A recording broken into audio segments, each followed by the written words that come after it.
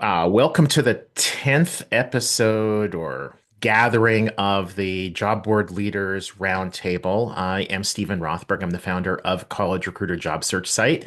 Thank you to Louise Grant, Louise Triance of Job Boards Connect for being the sponsor. There's Louise taking a bow. Um, Louise, before we get into today's discussion, we're going to be talking about search engine optimization. But maybe you can tell people about a little thing that might be happening in the next week or so. Thank you very much. I'm glad to be here. I'm a bit frenetic today because in a week's time we'll be transitioning from day to night for Job Boards Connect. I think we're going to be seeing some of you there. So thanks to those of you who are coming to the conference and then to the awards in the evening. I think I've got Ben, Amy speaking, and maybe some others coming along. Oh, Matt, you're going to be there as well, aren't you? I'm going to be there. Yeah. Awesome. Thursday, London. Anybody who's looking for information, go to jobboardsconnect.com. That's probably the best place, Louise. Indeed. Awesome. And Don't say that word. I know, as soon as I said it. Well, Indeed will be on our opening panel. So if you've got a question for Indeed, send it over to me. Yeah. Well, speaking of our friends at Indeed and job boards that have done a pretty good job with search engine optimization, which is what we're going to talk. Do you see that segue? That was kind of, if it stays that awkward, my apologies. But so the suggestion for the topic for today was search engine optimization. It's definitely been, I think, top of mind for everybody in the job board industry since there was a job board industry. And I think it's only gotten more complicated over the last couple of years with ChatGPT, other LLMs. And so I thought it would be a really great topic for us to dive into. Does SEO matter anymore? Should we be approaching SEO in a different way? Are there different tactics, strategies? Is it pointless in spending time and therefore money on it? And instead, we should just be buying traffic. Um, as always, I think there are different answers for different sites. And even within a site that has different kinds of traffic, what works well in one market probably doesn't work well in another. Um, but does anybody want to sort of kick off and give us some thoughts on what they're thinking about SEO, whether it's as important as it ever was, not important, becoming more important, anything along those lines? Mr. Go listen, Bloomfield. go listen to the 100th episode of your podcast, and there's all my thoughts. I'll go on mute. So yeah, Ethan was the guest a couple weeks ago on the Inside Job Boards and Recruitment Marketplaces podcast. You can find it on LinkedIn or on YouTube, and we definitely talked about this. But Ethan, maybe in a nutshell, maybe give what jersey are you wearing, Ethan? This is just a gangster Brooklyn brand, not Brooklyn team jersey. So I bought it at Marshall's for $7, which is my favorite thing to do when I visit the US. Is it Oakland Raiders? Nope, it Oh, just says Brooklyn. oh, okay.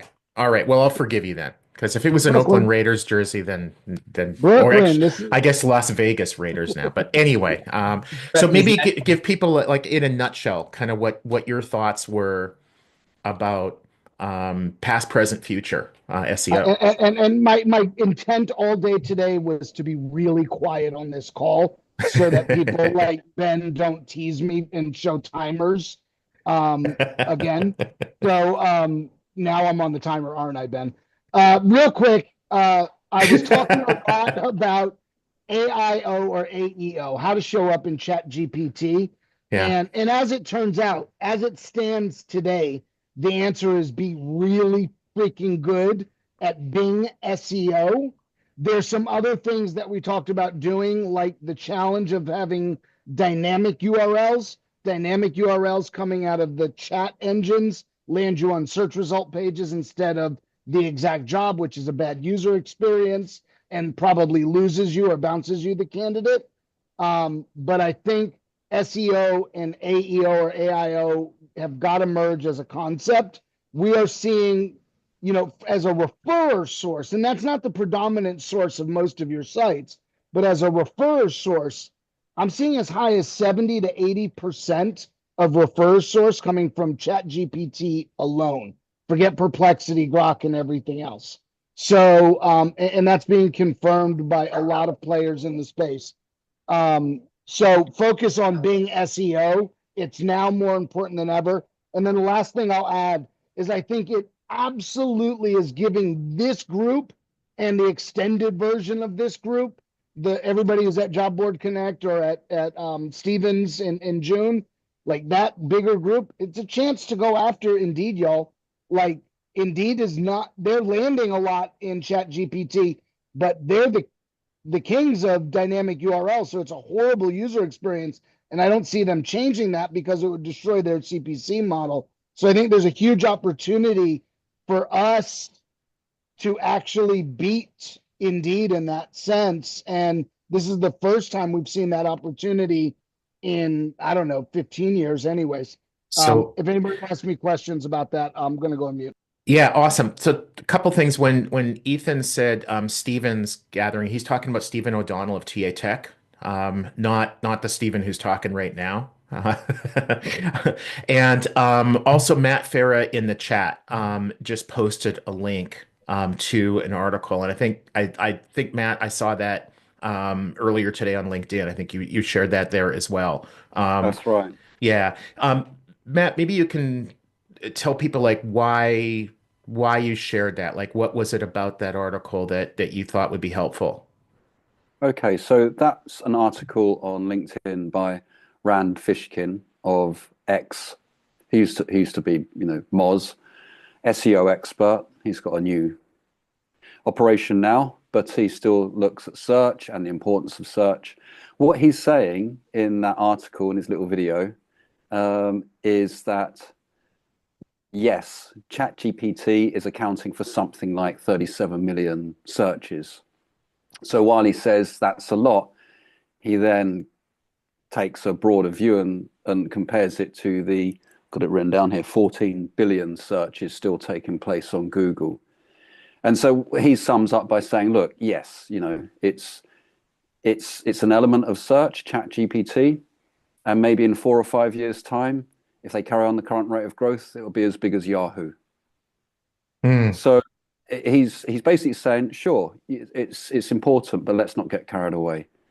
So I totally agree with what Ethan said. So I think the importance of focusing on good content for SEO growth and search ranking is doubly more important now. It's twice as important as it was, because normal old-fashioned Google organic search is still massive for all of us.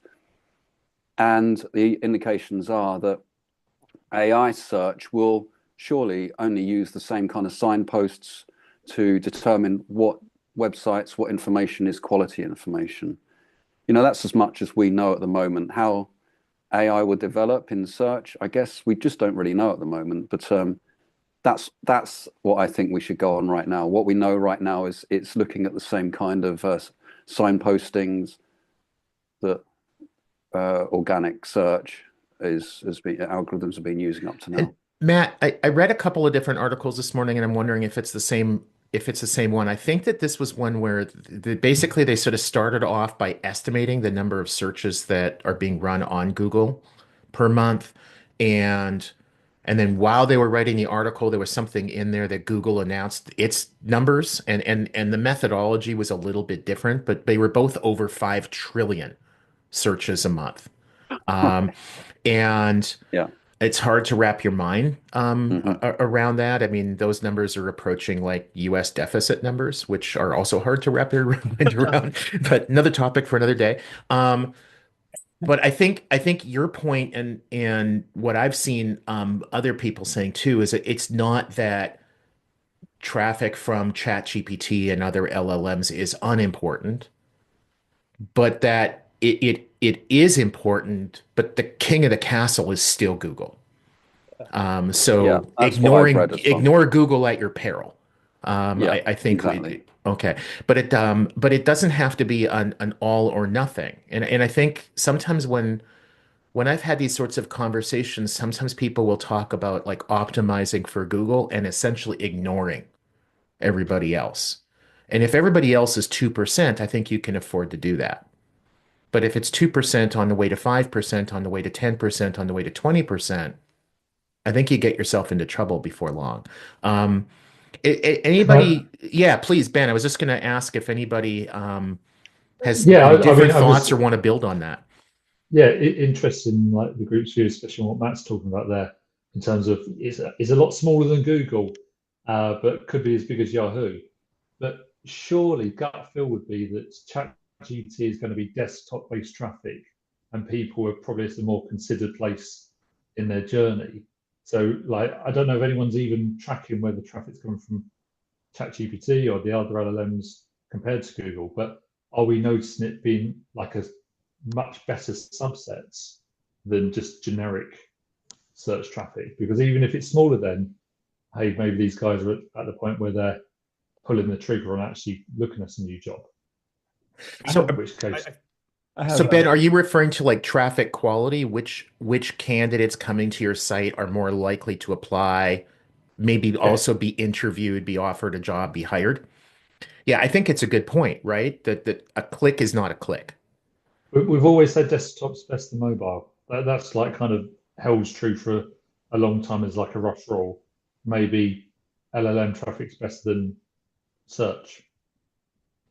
But I mean, if you want to build on what Ben is saying, I think it's important. And I think that the key distinction here in determining kind of what you do for whatever you want to call it, AEO or whatever, versus like Google and stuff like that. Like you have to, and I've said this, if you see me on LinkedIn, I talk about this all the time. Like you have to look at the two different kinds of queries that are being performed in the space, right? You have your informational queries and your transactional queries. And like I would argue that all that informational query traffic stuff is going to dry up.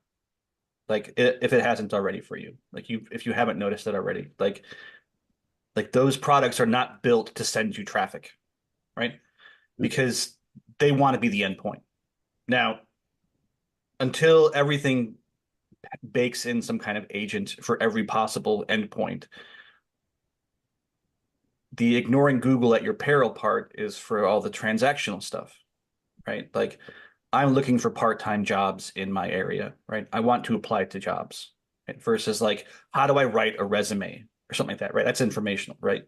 And like all that stuff is going to dry up, right? So like for my clients, like I have to build them a set of tools that, not to toot my own horn, you will all have access to in the next couple of weeks, that hopefully helps identify what those things are that can help, like what those things have in common that are showing up in Gen AI. But really, that's like billboard stuff, right? It's display advertising because they're not clicking on your links. They're saying maybe they see you as a source.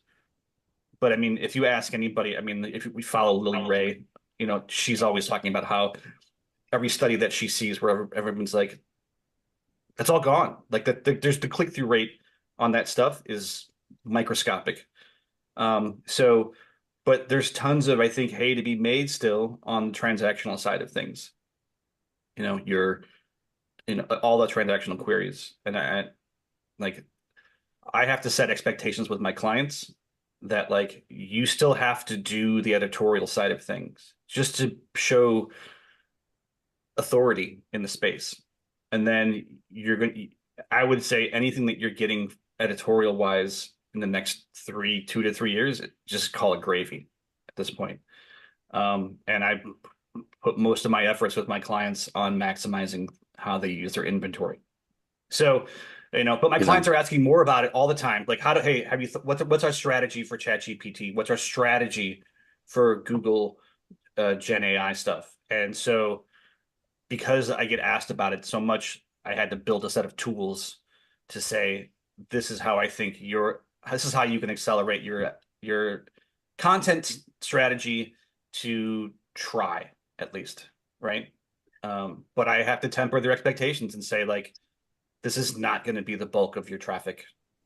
And if it wasn't before, like it's definitely not going to be it now. So you have to direct your resources accordingly. And by the way, the editorial teams, they love it because now I'm just not writing. Now they can write whatever they want, right? They can focus on their user base and not write for Google necessarily, Hmm. right? Because they're like, well, cool, I'm off the hook for like all this, like the SEO person sends me a list of keywords, and now I got to write a bunch of articles about those keywords. Like it doesn't work like that anymore.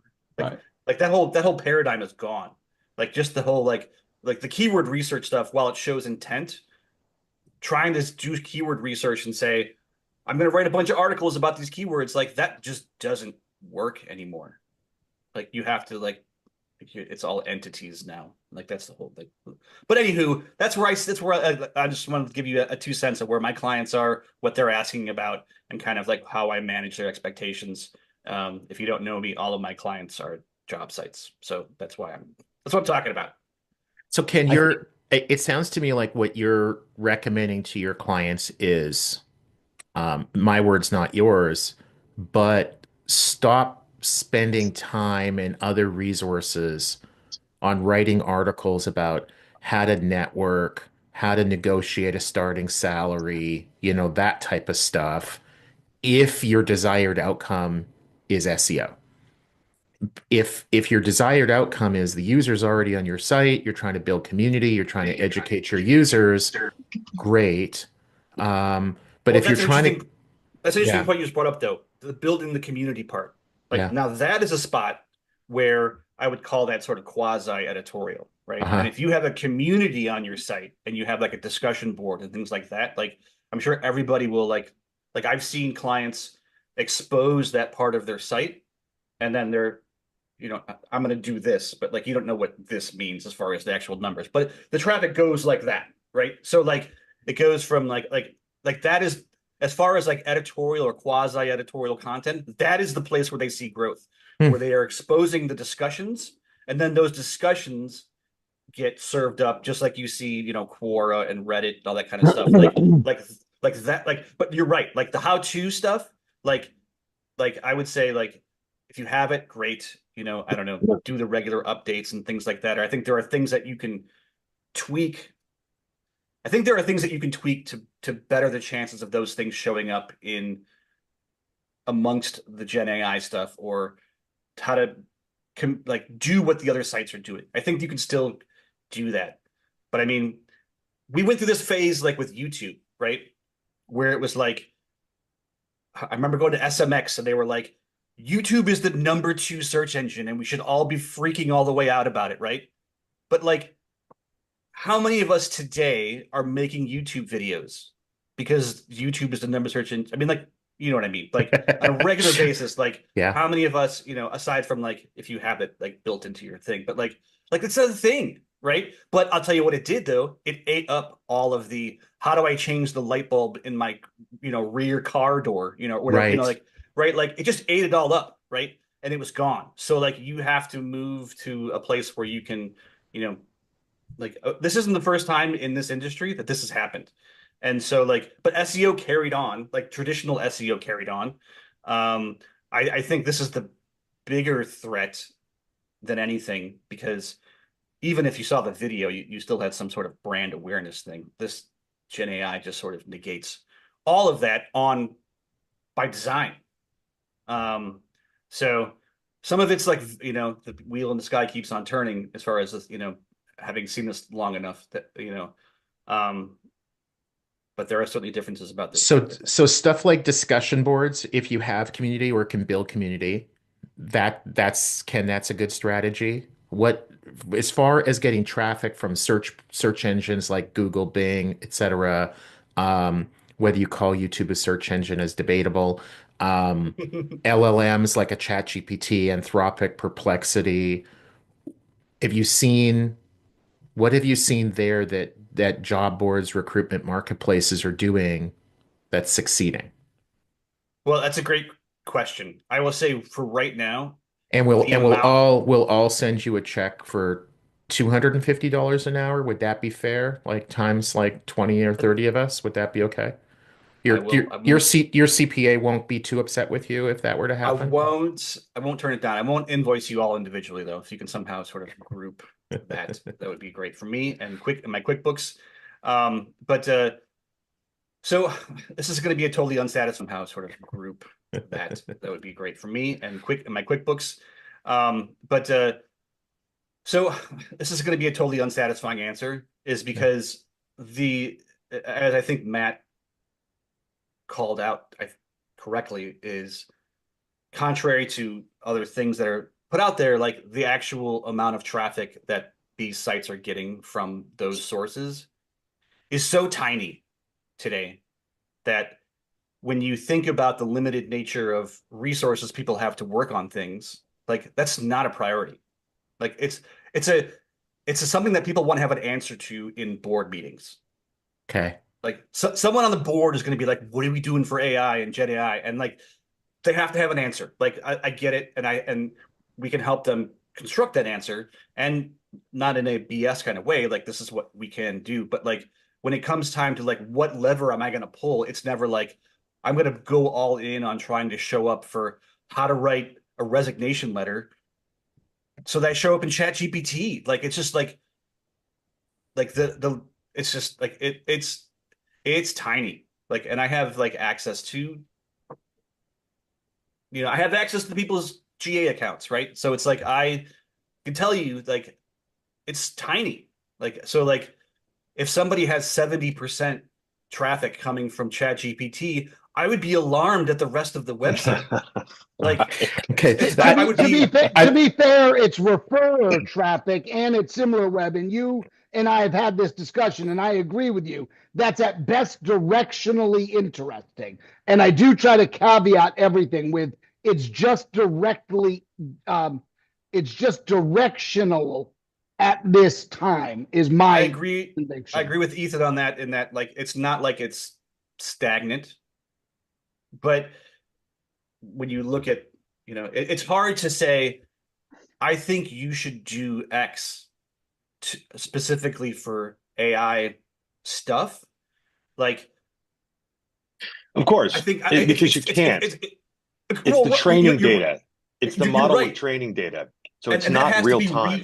and that has to be retrained to pick up what you did. Now, what I will say is that I do disagree with that. I think it's Bing is the answer. Everything has led me to the result that search engine optimization for Bing is how ChatGPT specifically is being trained on web search, right? That is the training data. So be really good at Bing SEO. And that's what I said in the interview with him. I even called you out, Ken. Like, go to somebody like Ken In a who nice way. knows this shit, right? Yeah, absolutely. Go to somebody who knows this shit, because it ain't me, right? I mean, ideally, the crossover between what you would do for your users, Google and Bing, that Venn diagram would be relatively Tight. tight. Yeah. Thank you, Ethan. That was the adjective. Yeah. So, but what I will say is that there are things that I can recommend to the client that the editorial team might be looking for guidance in general, and say, hey, if you're going to write this article or you're going to update this article, here's what everybody else that has shown up in those queries in Gen AI or Chat GPT. And I can say, if you want to do what they're doing, like I can tell you what I can see that they have, and like you could incorporate that. And and that probably makes your article better anyway, in a lot of ways. And it like I said, it can accelerate your strategy. But it's when it comes to the limited resources that the clients have, versus the ROI of it, it's tough to make it a priority right now. Yeah. Mike, you just wanted a quick note. well, Just Mike, a quick note. Go ahead. Ethan, yeah, Yep. Mike raised his hand, so I'm gonna give him the what is it, the floor. baton or whatever it was that we did in school, like one kid gets to talk at a time. Okay. Yeah, thank you. I appreciate it. I agree with what's been said, that the AI isn't paramount at this point. I think the biggest thing for search right now is Google has upped their algorithm updates in the last year and a half tremendously. It's like every other month they're doing an algorithm update, and Every quarter, they're doing a core algorithm, a search update. Those are the things that really make the site traffic fluctuate, right? And then you have that, and then Google changed their presentation, right? They used to have one or two ads. Now there's a lot of ads. So you being number one now, coming up for a search is like being number 10, a year and a half ago, right? So they changed that whole dynamic. So the question is, you need to become visible on Google in spite of the algorithms, in spite of the ads that they show. And how do you do that, right? So they say that you have to be trustworthy, the EAT, the EAT. There's a lot that has to be done. I mean, there's the technical SEO, and then there's the other part of the SEO, right? The keywords aren't as important. What really is important is the technical. Make sure that technically that your structured data is appropriate. Otherwise, you're going to lose a lot of traffic. But you have to focus on how do you get visible, and it's not just the AI that's important, and that I think that'll come. I've done a lot of, studying and stuff on SEO. I've taken courses, I've done stuff, but you have to keep up with the algorithms still. And I think it's more important now because of the AI that's coming forth. Anyway, that's just what I had to say. Just one quick observation I've been making on this topic. I had recently canceled. Ken, please tell them after I say all this, your concerns with SimilarWeb as a tool. Please share it, right? But I use SimilarWeb if I'm trying to do market research. I'm looking for broad industry trend data by looking at your sites and the big sites, right? And so I recently canceled my $200 a month and went to free. And then I try and I noticed since I canceled, they have now added specifically AI results and traffic as one of the tabs that you can now track. So it used to be refer, paid, organic, all these different metrics, and they paywall everything. They are like, I can't believe how expensive SimilarWeb has gotten, and they paywall everything that you want to look at. But there's an entire tab now dedicated to search results from AI. I think you're going to start seeing a trend in this data segment. Remember all those years ago, we used to all talk about, wow, look at that keyword on Google this month. Like there's so many now, I don't even look at that shit anymore. And we used to, I'm sure people who do this for a living do. I don't. But I think you're going to see this trend in looking at what search terms and behaviors are in the AI environments and SimilarWeb. And there are many others coming forward and building products and services to track what's happening inside these engines. And I think that's going to help lead, how we think about this. And I think as important as the amount of traffic, I think more important than the amount of traffic is the user behavior and interactions, right? What is actually happening? What are they actually doing? Are they high intent? I don't think you're wrong about the increase in people's desire for those tools, right? I think that will be tempered off when they realize that, again, like the entire purpose of those sites is not to send you traffic. So it's going to be purely like, if you're like, think about what your PR departments do if you have one, right? Like you get a article mention on something and they say, oh, I got 50 billion impressions, right? That's going to be like any traffic that you get from that is, like I said, from again, informational queries is going to be gravy. Like it's going to, from those sources, it's going to be gravy, but the people will want the tools. They'll want to know how many people are searching for them.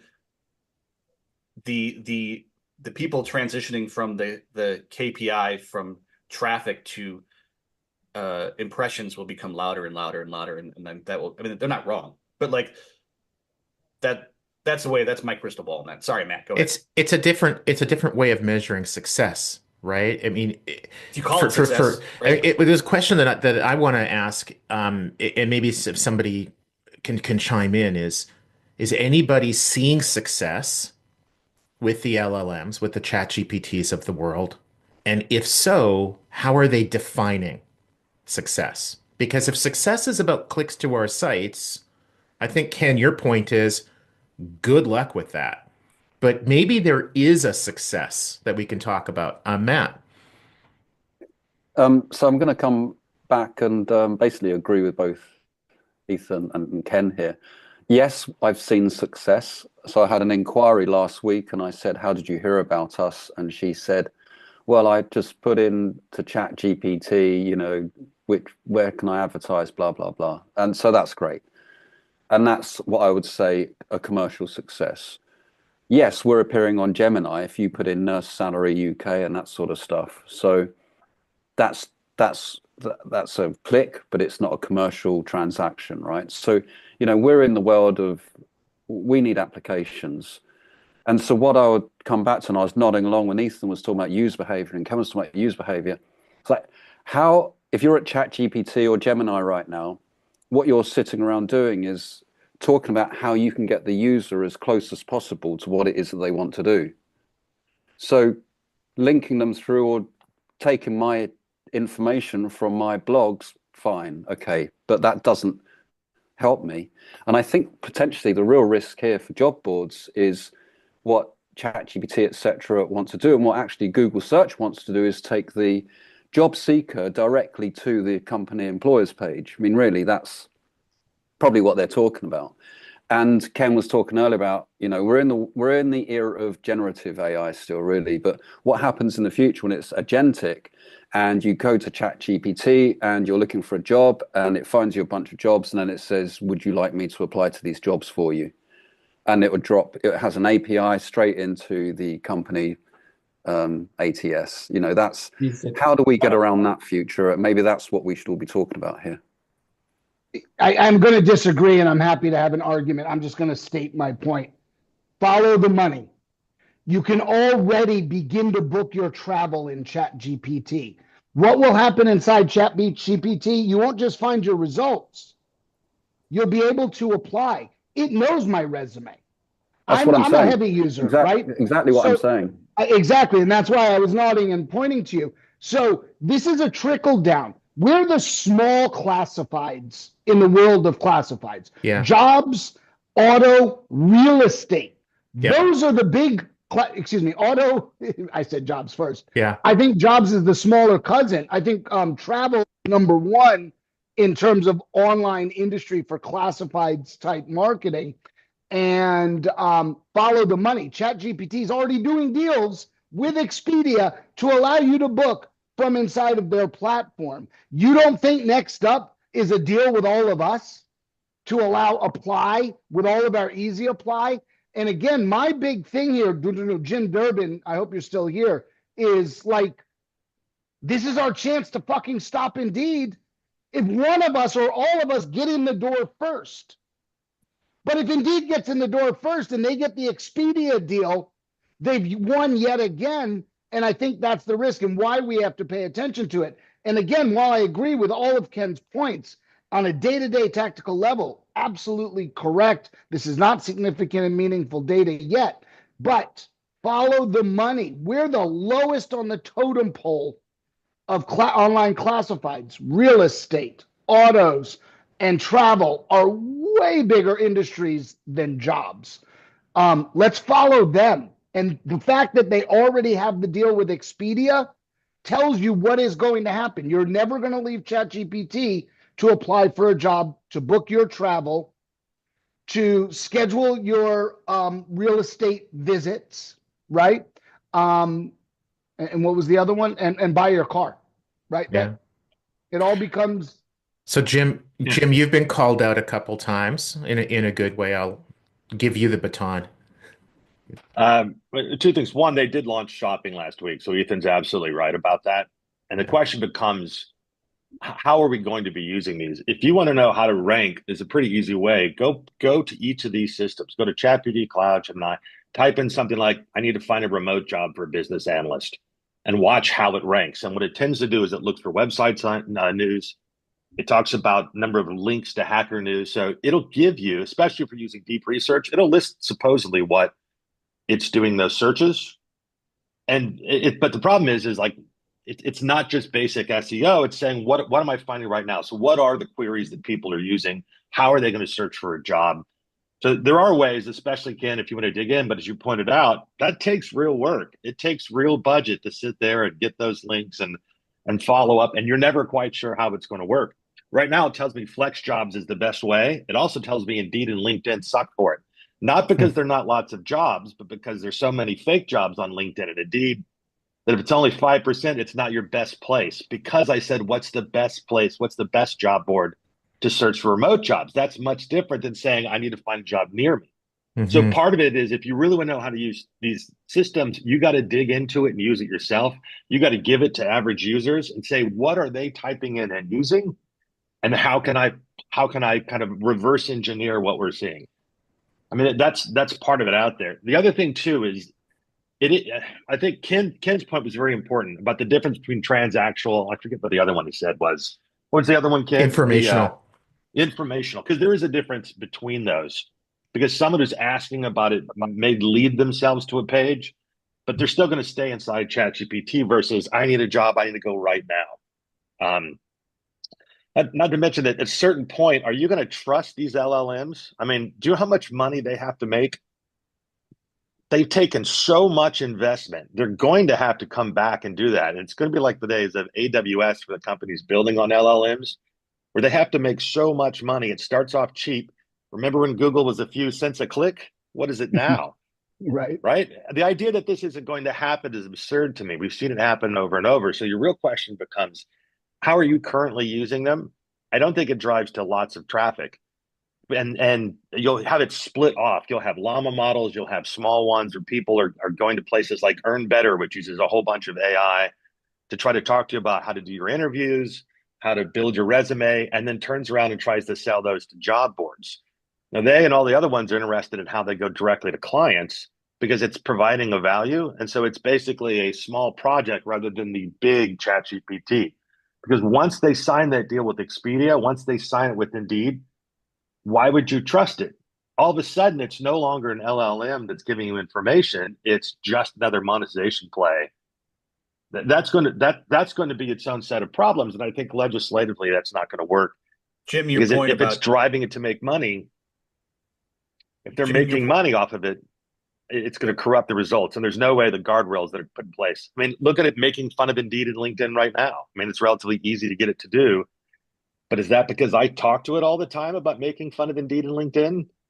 Yes, it you is. know, Jim, your point about trust is one that I can't stress enough, because what it speaks to is the notion that all of this stuff is so new right now that we are making the assumption that because a user could do this within one of these platforms, that doesn't mean that they will or that they want it, right? Like, does everybody want to be in AOL again?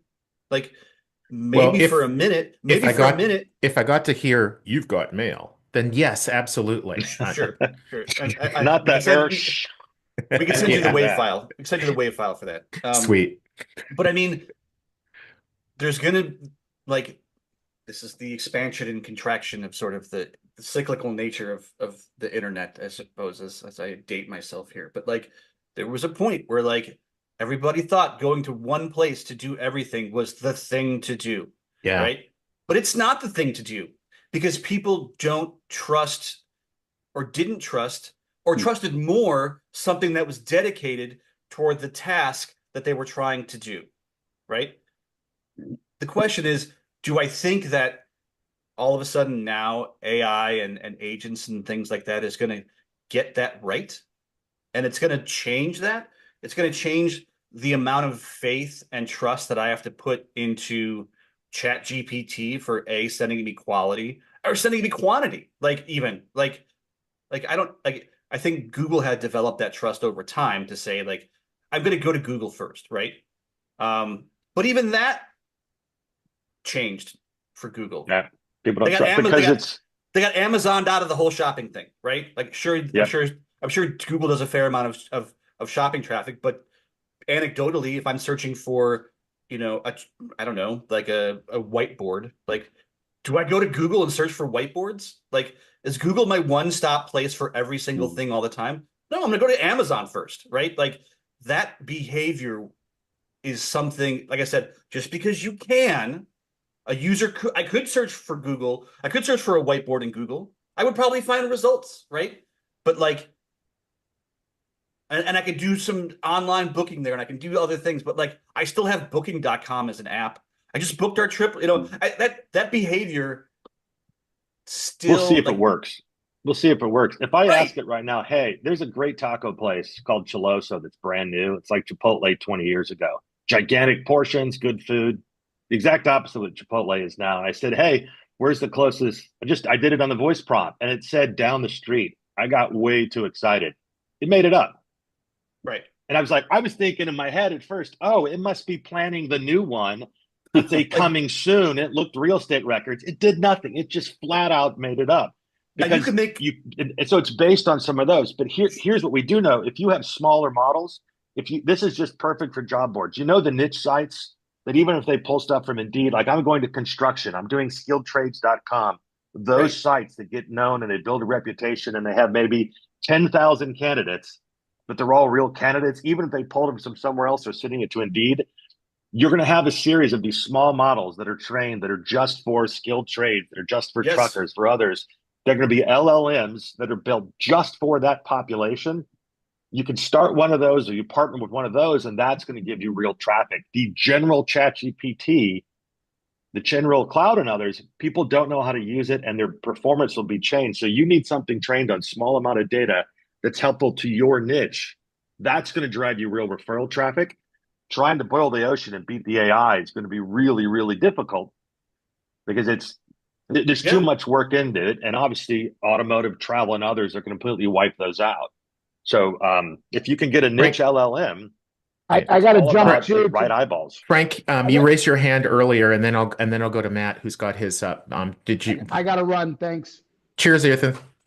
I actually was doing a thumbs up, but I'm so crappy at these meetings. But I do have a question. If it's you mentioned, I think maybe it was Ethan that mentioned that optimized for Bing SEO, and it works for AI. I'm just curious, what is the difference between optimizing for Bing and optimizing for Google? Optimized for Bing SEO, and it works for AI. I'm just curious, what is the difference between optimizing for Bing and optimizing for Google? Ken, you want to answer that for free or no? I mean, taxonomies? I mean, is the simple answer they have slightly different taxonomies? I mean, I don't know how much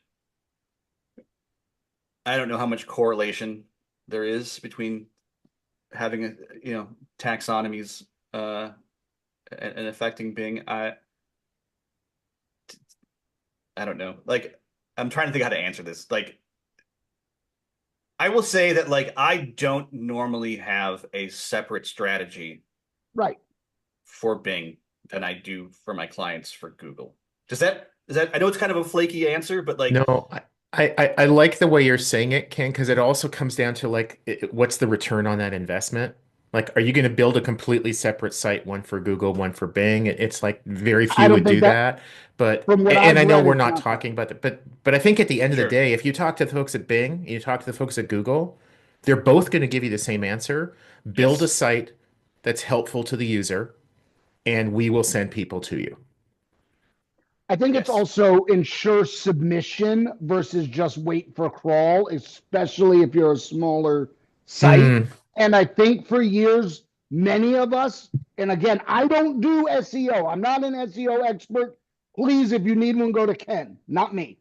But in everything I've learned over the years, we all ignored Bing because it was sub 10% of all search. Like, let's focus our energy on where it matters on Google. And I do think it's submitting to their indexing process And I do have to go get my eyes checked so I can see you better next time. I have a 10 o'clock appointment.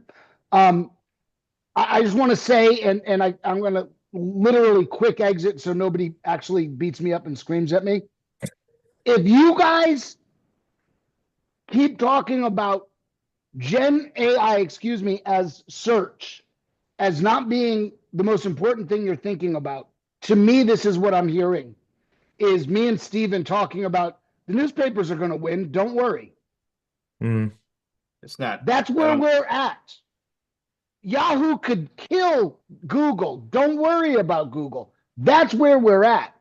It's not big now, but I can tell you in my daily life, and most people I speak to, I don't use Google to search. I use Google to go to a specific domain. I use ChatGPT to search for any information or knowledge that I want. I use Google sometimes to verify, secondary tool, but increasingly my day is living in ChatGPT, not in Google, and I'm Google to the heart, you know. Well, luckily we have data from other sources that say otherwise for the rest of the world. I appreciate the bubble of the people that you're in.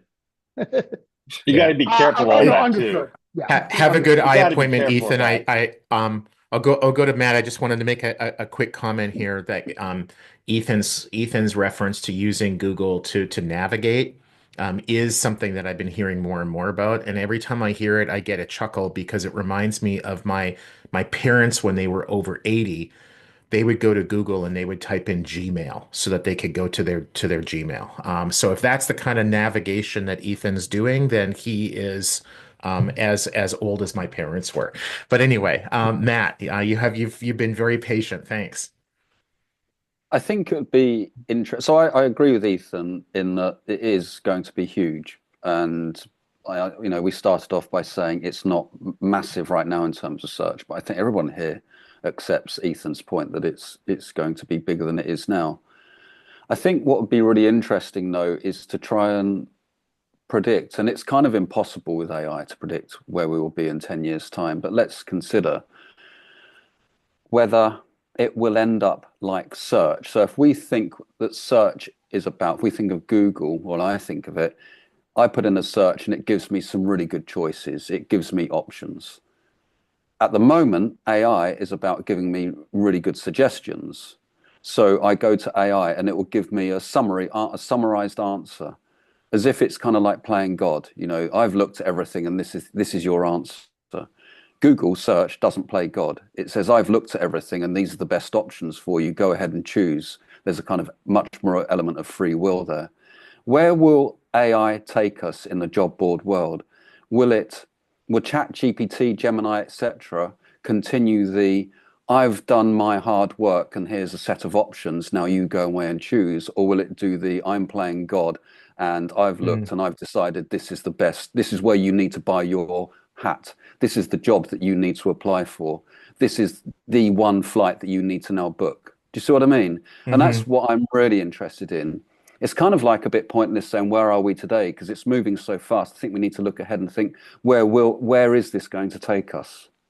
I couldn't agree more with you, Matt. Because what it makes me think of is like the difference between us making even just the basic assumption today that the interface is the same, right? Where it's like, look, like I can easily imagine a world where like nobody goes to ChatGPT, right? You just have your agent that lives on your phone, right? Yeah.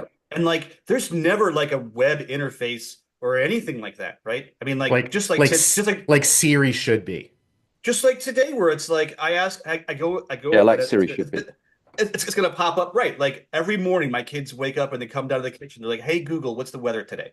Right? Yeah. That's the playing God part that you're talking about, Matt. Right? Where it's like they give me the weather. I don't care where you got it from. Yeah. I just got the information, right? And that's that spectrum that you're talking about, where it's like the super basic informational side of things, all the way to like, how do I get to the end point of the task that I want to accomplish, which might be applied to a job in our case, right? Yeah. And none of that necessarily. And if I'm building a business like today, like around agents, like that's probably the more realistic thing, where it's like, to your point with like, hey Siri, like blah blah blah blah, and like now like I have an agent going and doing the thing for me, right? And I never have to go to chatgpt.com to do any of that, right? Your referral is going to be some decentralized or some maybe some centralized source, but like then you're never going to see the user. You're never going to see the user. And this brings me back to my ultimate thing is like, why would you ever expose your content to be consumed by this machine in the first place? Other than bad marketing FOMO. Like to me, I'm going to be on my soapbox for 2 seconds and I'll get off. But like, it's like if there was only some way that publishers could unionize and say, we're not going to feed your machine because there's nothing in it for us. Where you're going, there is nothing in it for us. And so, like, on one hand, you would have if you imagine some giant battle, and where it's like publishers could say, I'm not going to feed the machine. I'm going to block you, right?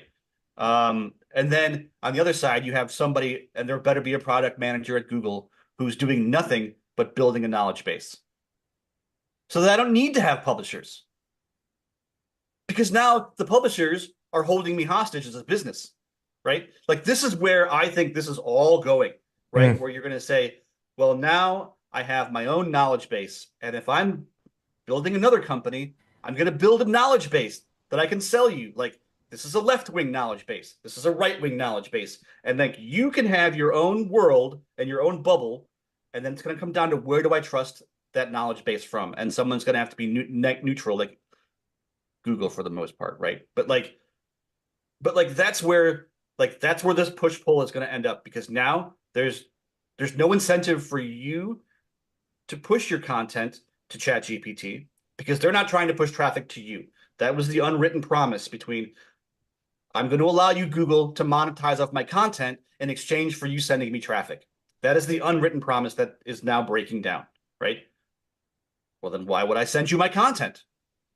And fundamentally that's what's going on with the lawsuit between the New York Times and ChatGPT, right? If visitors from if people on ChatGPT that were consuming content from the New York Times were going over to the New York Times, and if even 2% of them subscribed, I don't think you'd see that lawsuit.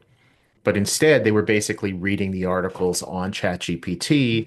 So the New York Times is subsidizing the business model of ChatGPT. And the New York Times said, we're big enough and strong enough. We don't need to play that game. So we have about 6 minutes left. So speaking of subsidizing, I've long believed that the job board industry survives largely on subsidies.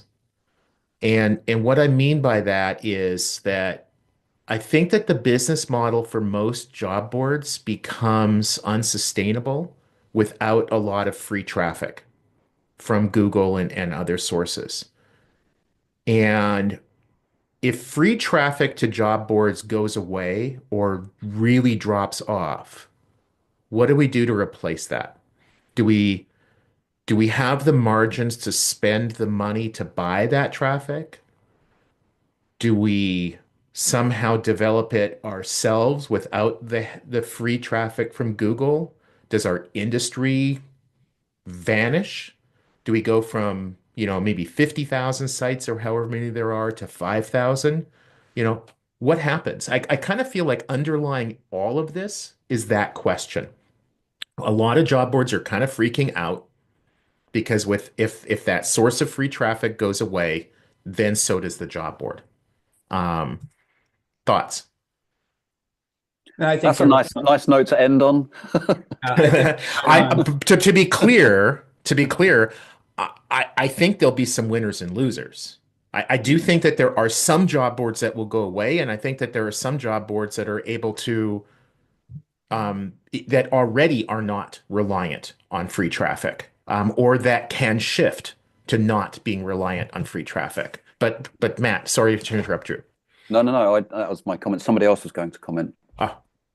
I was going to say, I think you're right on. I've actually had the thought processes, I'm just lazy to do it, of trying to form a coalition of small niche job boards just for that purpose so that we can talk collectively right? And do things collectively for traffic. Something that I've always had on my mind. I think you're right on. What do you do? And it's like anything else, right? We're stronger together than individually. I Yeah. mean, the question becomes like, is the employer still going to need marketing for their job postings? Or will like AI ultimately be able to get to all they got to do? All I got to do is post this job on my career site, and I have maximized my visibility for those jobs, and I have maximized the targeting for those jobs. Like, like is that the ultimate endpoint that like we think is going to happen? I don't think that's going to happen. I think there will always be a need for for talent marketing, right? So the question becomes, as far as like, can a job board survive? Like, sure, like, but those applications become way more expensive, right? Because it's harder for me to get them because I'm not being subsidized by. I would argue that none of that traffic is free, but like, um, you know, unless you just don't have somebody on your team and you just, lucked into it, or I don't know, whatever. But like, um, like, is that free traffic? Like, let's say that you fire your SEO guy, you fire me from your company, right? And you take my salary and you do it nothing, you dump all of that into brand awareness, right? That's a strategy, right? Where it's like, now that free traffic is direct traffic and it's not search traffic, but I'm not paying for it every time, right? Um, so, can you survive? Sure, you could reallocate. And I think Mike's strategy is the right one with the niche aspect of his job boards that he's describing. Like, I think that's the right strategy these days. But like, you could devote whatever people, and I say this as an SEO consultant, like, but I'm not trying to BS anybody. Like, you could just divert that whatever pay you're paying me and say, I'm going to focus that more. I think there's better return on if I build a brand, because you could make the case that building that brand will get you SEO, right? Because it's like, at the end of the day, and this is the example I've given a million times, like, Google wants to be a good search/answer engine, right? So like, if I do a search for jobs and I don't show Indeed, I'm a bad search engine, right? So how do you make it so that Google becomes a bad search engine if they don't show you every once in a while, right? So you could, in theory, like, assuming you had all the technical stuff put into place, like, you could, in theory, dump that budget for SEO, like paying an SEO manager, into brand awareness, into PR, and basically accomplish much of the same thing, right? And probably be better off for it in the long run, and be less susceptible to have giving your table more legs to stand on, than just be reliant on organic Are search you traffic. launching a PR firm, Ken?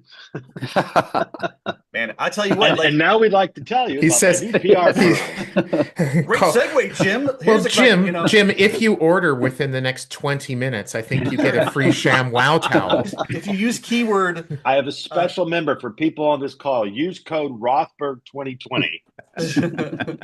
That was please back don't- when he was relevant. Please don't remind me of Rothberg's 2020. a child. Rothberg's a kid. Right.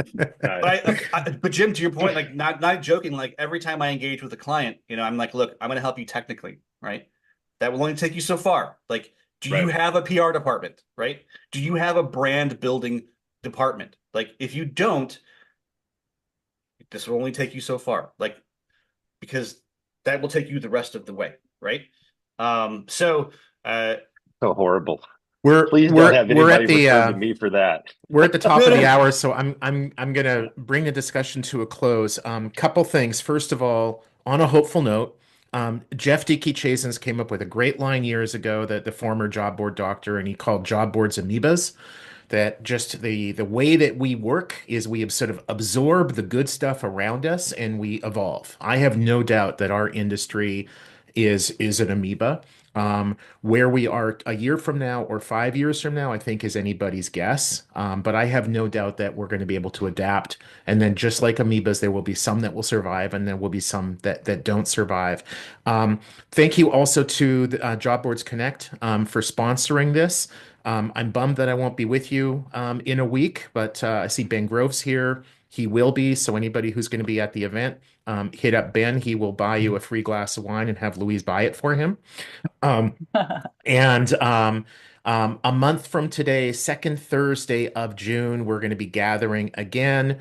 And the topic is going to be alternative monetization strategies rather than just doing selling resume, CV searching, and postings. How else can we basically make enough money to pay all of our wages? So join us then. And really appreciate the conversation. I learned a lot. I took a bunch of good That was notes. really good. Yeah. All Thanks, right. Ken, for Thanks. your input. Yeah, thank you, Yes, everyone. thanks for joining, Ken. Bye. Thanks all.